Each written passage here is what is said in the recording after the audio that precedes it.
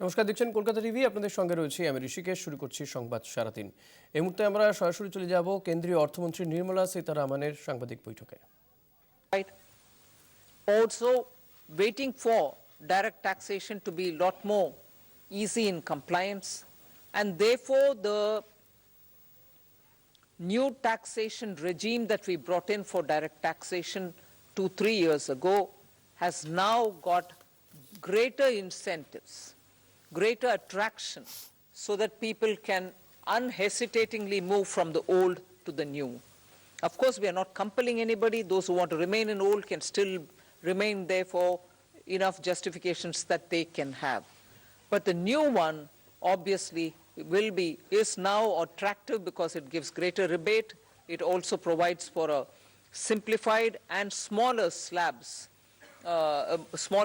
lower rates of taxation, and also slabs which are nicely broken down. So with all this, I think the budget, I've not gone into specifics, but I thought as an opening remark, this much will be sufficient to say this is a budget which is beautifully balanced. Both growth considerations, because the capital investment has never before seen double-digit investment announcements. 10 lakh crore, which includes 1.3 lakh crores being given to states, is going to give a big leg up for capital investment from government. So balancing that I'm talking about is looking at public sector investments, continuing that good tradition of capital investment in infrastructure, and also attending to MSMEs, because they are the engine of growth.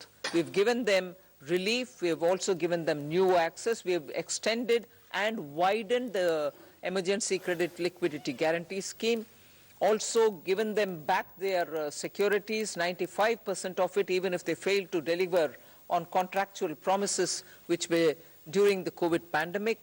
So the balancing is, one, we could sustain the capital infrastructure expenditure from the government, simultaneously in the private sector give a lot of push and impetus for the MSME, and not forgetting the individuals, the middle class individuals who needed that kind of a tax breaks and relief through taxation. So the large macroeconomic considerations have also been kept in mind. The fiscal consolidation has not been kept in the back burner. We've attended to it. We are respecting the glide path we gave ourselves 2 budgets ago.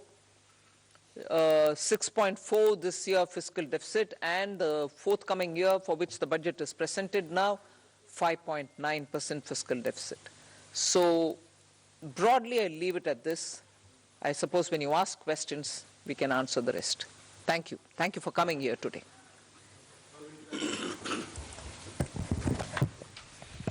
Good afternoon, ma'am. Good afternoon, ma'am. Shishir here from Hindu Business Line.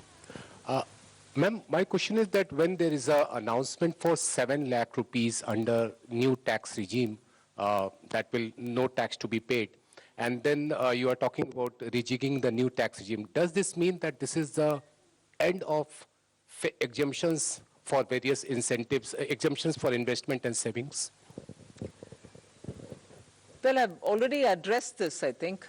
We want to make the new tax regime, which is without exemptions, attractive enough for people to think that this will be the best option for them because it gives them better rates. It doesn't also make the compliance a burdensome exercise. If rates are so low, you're going to benefit net by paying lesser tax. Even those exemptions that you would have otherwise gained from would have resulted in probably net amount being the same. So we made this a lot more attractive. But if there are people who still think that being in the exemption regime, which is the old regime, benefits them, they're welcome to continue where they want. But yes, the ultimate interest is to make the simpler regime more attractive. And that is why we've come up with this.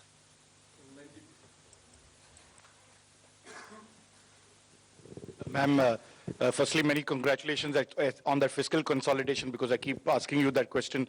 But the issue today is about people in terms of, there is a big gamble in terms of capital expenditure. When you do that, does it actually trickle down to the people? Does it create jobs? I know you've been doing this for the last 2 years. Are you sure that this will really trigger off job creation, one, to, money in the hands of the poor people? The second, of course, is about inflation, which again, you like last year, you haven't really touched about it, but you have had the letter from RBI. Your chief economic advisor yesterday says we are in uncertain times, but we hope that it will be under the check of 4 to 6%, hopefully the lower band of RBI.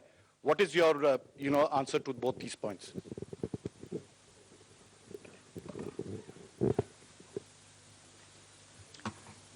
First of all, on the inflation, I think, yeah, you're right in saying RBI wrote a letter and what. But in the meanwhile, you've seen inflation come down, both the CPI and WPI. Action is being taken by the government. We take inflation-related steps as and when things develop in the ground and in response to it. And that has borne result. So inflation is not something which we are looking the other way while it is changing up and down. We have kept attending to it, and as a result, you find the result. On fiscal consolidation, you asked me the question, and I've already explained that we've attended to it with all earnestness, having respected the glide path we gave ourselves earlier. Jobs. Yeah. See, first of all, I find it a bit odd you may want to ask this question like this. Capital expenditure. I would have appreciated if you asked me, you said something in the BE, but you have not really exhausted what you put forth. You have not really used it in the ground. It is unfulfilled in the sense targets have not achieved. I would have been happy to answer if that were to be the case. But you're asking me a question about, in the sense you are implying that we have fully utilized what has been kept for capital investment. Therefore, it makes me feel odd that you're asking a question of actually have jobs been created or not. When projects are undertaken and money is utilized, and that it is utilized is coming through from the budget statement, how would the projects get completed without manpower, without jobs? Not all projects can be completed, even 1%, without human intervention. So obviously jobs are happening in the ground. So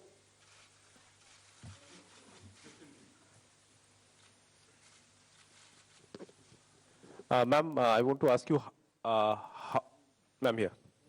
Ma'am, I want to ask you what percentage of taxpayers had moved to the new tax regime in the last assessment year? And is there a number that you expect, 50%, 60%, whatever?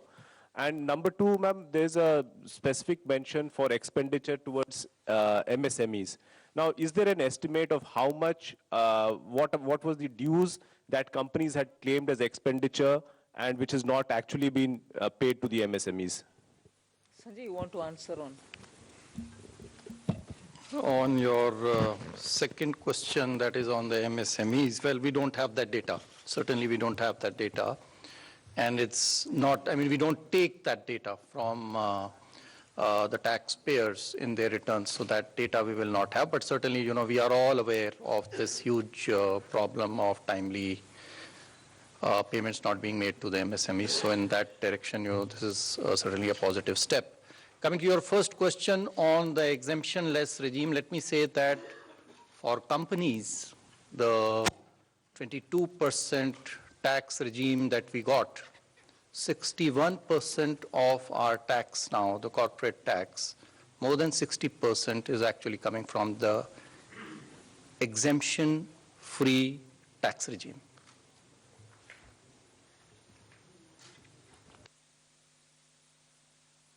Individuals' data we will not have, but we are very hopeful that this particular scheme for individual tax